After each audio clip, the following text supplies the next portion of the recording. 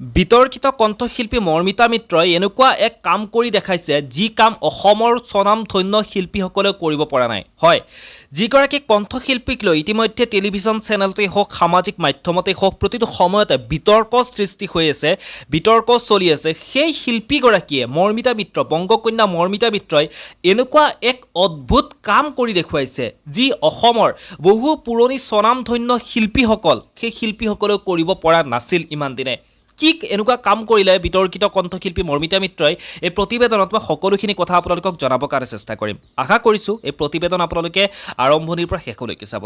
অসমৰ বহু জনপ্ৰিয় কণ্ঠশিল্পী আছে, সেই জনপ্ৰিয় কণ্ঠশিল্পীসকলৰ এনে বহু গীত আছে যি গীতসমূহ আমাৰ প্ৰত্যেকজন ব্যক্তিৰে হৃদয়ত স্থান লয়। সেই গীতসমূহৰ কলিটো আমাৰ প্ৰথম কলিটো যদি আমাৰ মনত পৰে, দ্বিতীয় লাইনটো আমি নিজেই গাব পাৰোঁ। প্ৰতিটো গীতৰ শাৰীয়ে আমাৰ মুখস্থ হৈ পৰে। সেই গীতসমূহ আমাৰ অন্তৰত স্থান লয়।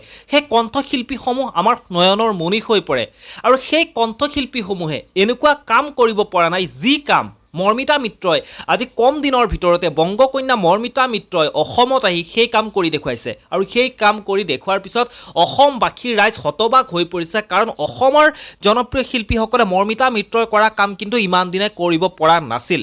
এতিয়া মৰ্মিতা মিত্ৰক লৈ বিতৰ্কৰ সৃষ্টি হৈছে। এই বিতৰ্কৰ সৃষ্টি হৈ থকা সময়খিনিতে এটা কথা আপোনালোক সকলোৱে হয়তো লক্ষ্য কৰিছে যে মৰ্মিতা মিত্ৰই এতিয়া বিহু মঞ্চত যেতিয়াই তেওঁ মঞ্চত অনুষ্ঠান পৰিৱেশন কৰিবলৈ যায়, যেতিয়া তেওঁ গীত গাবলৈ যায়, সেইখিনি সময়তে মৰ্মিতা মিত্ৰৰ লগত থাকে দুজনীকৈ লেডি বাউন্সাৰ মৰ্মিতা মিত্ৰৰ আশে পাশে থাকে। সেই লেডি বাউন্সাৰ কেইজনীয়ে মৰ্মিতা মিত্ৰক প্ৰতিটো সময়তে সুৰক্ষা দিয়ে। মৰ্মিতা মিত্ৰৰ নিজৰ কোনো সৃষ্টি নাই। আজি মৰ্মিতা মিত্ৰৰ নিজৰ সৃষ্টি বুলি ক'বলৈ একো নাই, কিন্তু তাৰ পাছতো মৰ্মিতা মিত্ৰক অসমবাসী ৰাইজে মূৰৰ ওপৰত তুলি লৈছে। অসমৰ এনে বহু স্বনামধন্য শিল্পী আছে যি স্বনামধন্য শিল্পীসকলে মৰ্মিতা মিত্ৰই আজি যিখন মঞ্চ পাইছে সেই মঞ্চখনলৈ সেই স্বনামধন্য শিল্পীসকলক বহু মানুহে নামাতে, কিন্তু মৰ্মিতা মিত্ৰই লেডি বাউন্সাৰ লৈ আহি অসমৰে যি ৰাইজ আছে সেই ৰাইজকে ধাক্কা মাৰি তেওঁ মঞ্চৰ ওপৰলৈ উঠি যায়। মৰ্মিতা মিত্ৰৰ স্বামীয়ে জিন্সৰ পেণ্ট পিন্ধি জোতা পিন্ধি মঞ্চৰ ওপৰত ভৰি নচুৱাই থাকে। সেই যিখন পবিত্ৰ মঞ্চত সেই মৰ্মিতা মিত্ৰই অসমৰ আন শিল্পীসকলে যি কৰিব পৰা নাই, লেডি বাউন্সাৰ লৈ তেওঁলোকে বাউন্সাৰ লৈ মঞ্চত কেতিয়াও গীত পৰিৱেশন কৰিবলৈ বহু শিল্পীয়ে অসমৰ যোৱা নাই। তেওঁলোকৰ লগত বাউন্সাৰ নাথাকে। তেওঁলোক বহু পুৰণি গীত গাই থৈছে, বহু সুন্দৰ গীত তেওঁলোকে কালজয়ী গীতসমূহ গাই থৈ দিছে, কিন্তু তেওঁলোকে যেতিয়াই মঞ্চত অনুষ্ঠান পৰিৱেশন কৰিবলৈ যায় তেওঁলোকে অকলেই যায়, কোনো লগত তেওঁলোকৰ সুৰক্ষা কৰ্মীৰ দায়িত্বত নাথাকে।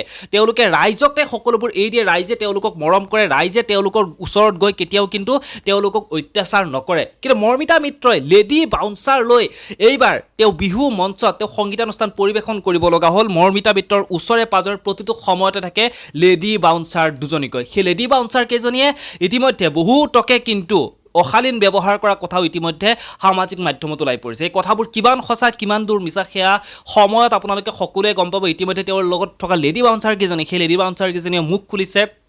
গতিকে আচৰিত হৈ পৰিছোঁ মৰ্মিতা মিত্ৰৰ এই কাৰাকাণ্ডবোৰ দেখি, কাৰণ বহু শিল্পী আছে সেই শিল্পীসকলে ৰাইজৰ ওপৰতে ভৰসা কৰে, ৰাইজৰ ওপৰত। অসমবাসীৰ ৰাইজ ইমান আক্ৰোশী ৰাইজ কেতিয়াও নহয় যে অসমবাসীৰ ৰাইজে কাৰোবাক মৰমৰ শিল্পী এজনক তেওঁক মাতি আনি আমন্ত্ৰণ কৰি আনি তেওঁক অত্যাচাৰ কৰিব, তেওঁক বেয়া ব্যৱহাৰ কৰি অসমবাসীৰ ৰাইজ ইমানো কঠোৰ অন্তৰৰ ব্যক্তি নহয়। সেই অসমবাসীৰ ৰাইজকে শিৰোগত কৰি বহু শিল্পীয়ে মঞ্চত উঠি গীত পৰিৱেশন কৰি থৈ গুচি যায়, সুন্দৰকৈ তেওঁলোকে অনুষ্ঠানবোৰ পাৰ কৰে। কিন্তু মৰ্মিতা মিত্ৰই নিজৰ সৃষ্টি নোহোৱাৰ পাছতো তেওঁ লেডি বাউন্সাৰ দুজনীকৈ লৈ তেওঁ মঞ্চত অনুষ্ঠান পৰিৱেশন কৰিব লগা হৈছে। বাকী আপোনালোকে আপোনালোকৰ মতামতসমূহ জনাবৰ কাৰণে একেবাৰে নাপাহৰিব, তলৰ কমেণ্ট বক্সত কমেণ্ট কৰি আপোনালোকৰ মতামতসমূহ জনাব পাৰে। এই প্ৰতিবেদনৰ পৰা মই ইমানতে বিদায় লওঁ, পুনৰ লগ পাম। জয় অসম, ধন্যবাদ।